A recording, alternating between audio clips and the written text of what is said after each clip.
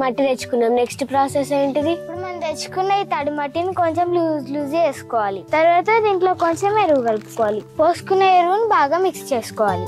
అని తర్వాత ఏం చేయాలి? ఇప్పుడు మనం కలుపుకున్న మట్టిలో మనకు కాల్చిన విత్తనం పెట్టుకుని ఇలా ముద్దలాగా చేసుకోవాలి. మరి ఇప్పుడు మనం దీంట్లో ఏమేమి విత్తనాలు పెడుతున్నాం? చింతవల్గ గింజలు, చింత గింజలు పెడుతున్నాం. కానీ ఈ విత్తనాలను నీకెక్కడివే? మీరు తిని పడేసినప్పుడు నేను ఇవన్నీ సేకరించిన.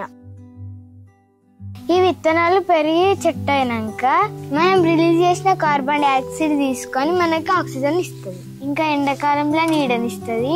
అంతేగాక చెట్లు ఎక్కువ ఉన్న ప్రదేశంలో వర్షాలు కూడా ఎక్కువ పడతాయి.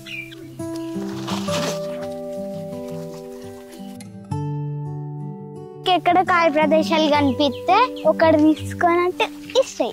ఇట్లనే మీరు కూడా 4-5 తీసుకొని పోయి ఖాళీగా ఉన్న ప్లేస్ లో ఇవ్వరు. నేను తీసుకుంటా.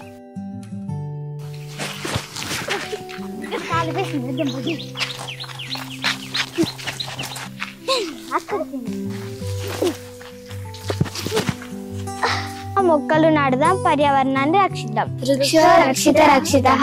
మొక్కే మన ఆయువు.